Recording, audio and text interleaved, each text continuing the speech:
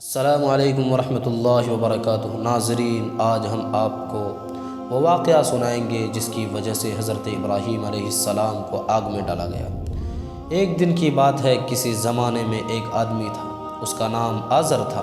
یہ آزر اپنے ہاتھوں سے بت بناتا تھا اور اس کو بیچتا تھا اور خود ہی اس کی پرستش کرتا تھا، یعنی خود اس کو پوجتا تھا، خود اس کے سامنے سر جھکاتا تھا۔ ایک بہت بڑا گھر بتوں کے لیے مخصوص کر لیا تھا، اس میں بہت سی مورتیاں رکھ چھوڑی تھیں۔ آزر اور تمام لوگ عبادت کی غرض سے اس بت خانے میں آتے تھے اور ان بتوں کے سامنے اپنا سر جھکاتے تھے، انہی سے اپنی مرادیں مانگتے تھے۔ آزر کا ایک لڑکا تھا جو بہت ہونہار تھا، ان کا نام ابراہیم تھا۔ ابراہیم علیہ السلام لوگوں کو اور خود اپنے باپ کے بتوں کے آگے سر جھکاتے اور پوجا پاٹ کرتے دیکھتے تھے تو بہت افسوس کرتے تھے۔ اپنے دل میں کہتے تھے کہ یہ بت تو پتھر کے ہیں جن کو خود انہوں نے اپنے ہاتھوں سے بنایا ہے، اور اب ان کی پوجا کرتے ہیں، ان کو خدا بنا لیا ہے۔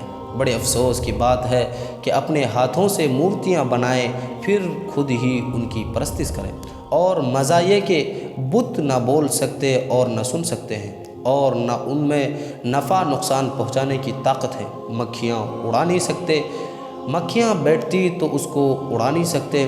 ہم روز دیکھتے ہیں کہ جب ان پر مکھیاں بیٹھ جاتی تو یہ اڑا نہیں سکتے۔ چوہا اس کے سامنے سے کھانا اٹھا لیتے تو یہ اس کو روک نہیں سکتے۔ جب یہ خود اپنی تکلیف دور نہیں کر سکتے تو یہ کیا کسی کو آرام پہنچائیں گے یا کسی کو تکلیف دور کر سکیں گے؟ پھر کس لیے لوگ ان کی پوجا کرتے ہیں اور کیوں ان کے آگے سر جھکاتے ہیں؟ بار بار ابراہیم علیہ السلام کے دل میں یہ سوال پیدا ہوتا تھا کہ لوگ ان پتھروں کی مورتیوں سے کیوں مانگتے ہیں جن میں جس حس و حرکت بھی نہیں؟ ان سے اپنی خواہشوں کا اظہار کیوں کرتے ہیں؟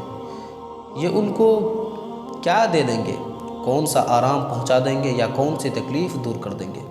ابراہیم علیہ السلام اپنے باپ سے کہتے تھے کہ اے ابا جان، آپ ان بتوں کی عبادت کیوں کرتے ہیں؟ کس لیے ان کے آگے سر جھکاتے ہیں؟ ان بتوں سے آپ کیوں سوال کرتے ہیں؟ ابا جان، بڑی حیرت کی بات ہے کہ یہ بت نہ سن سکتے ہیں، نہ بول سکتے ہیں، نہ نفع نقصان پہنچانے میں اس کی طاقت ہے۔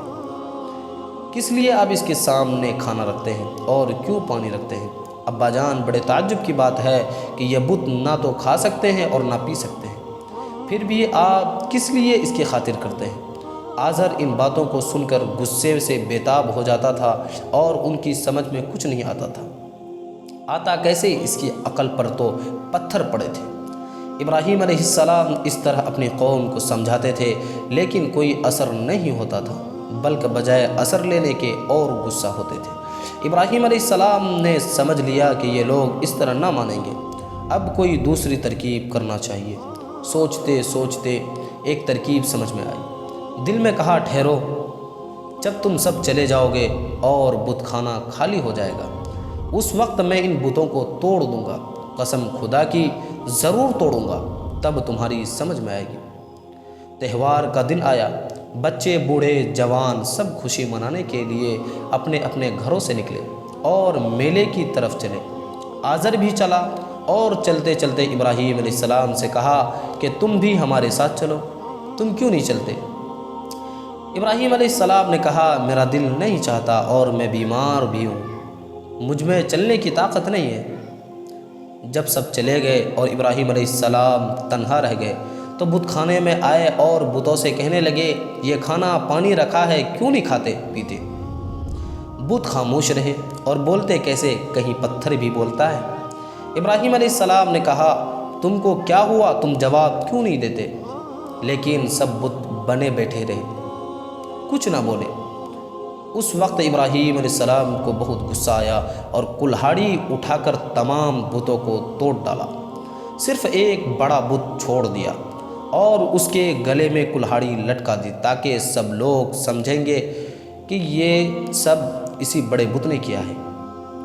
جب لوگ میلے سے پلٹے اور عبادت کی غرض سے بت خانے میں آئے تو یہاں اور ہی تماشا دیکھا کہ تمام بت ٹوٹے پڑے ہیں اور بڑے بت کے گلے میں کلہاڑی لٹکی ہے۔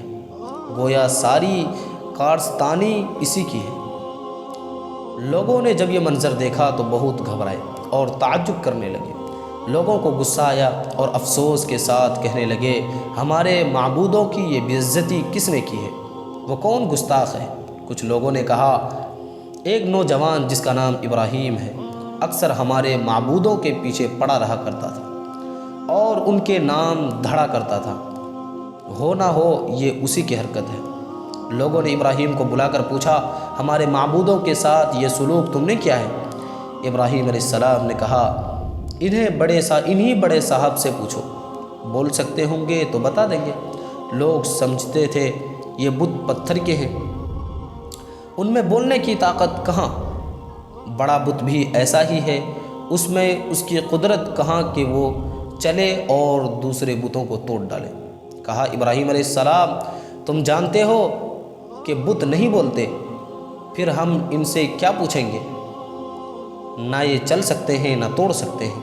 ابراہیم نے کہا، تو پھر ان کی عبادت کیوں کرتے ہو؟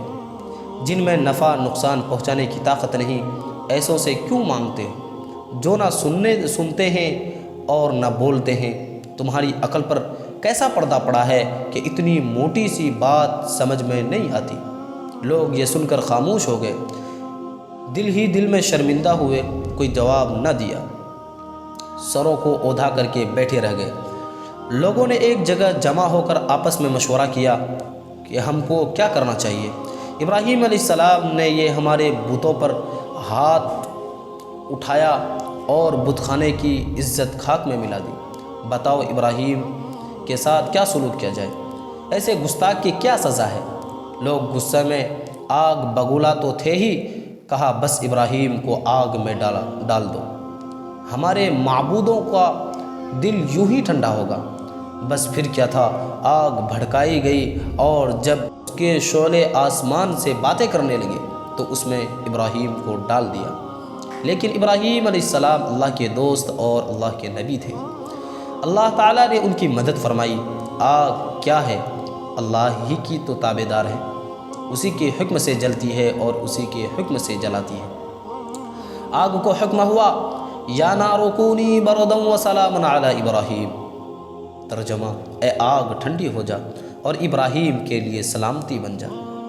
خدا کے حکم سے وہ آگ ابراہیم کے لیے گلزار ہو گئی اور جنت کا نمونہ بن گئی۔ لوگوں نے دیکھا کہ کہاں تو دہکتی ہوئی آگ اور کہاں یہ مہکتا ہوا باغ۔ ارے ابراہیم تو پھولوں میں بیٹھے ہیں، ان کو تو آنچ بھی نہیں لگی۔ لوگ سناٹے میں آ گئے، یہ ماجرا کو دیکھ کر حیرت میں پڑ گئے۔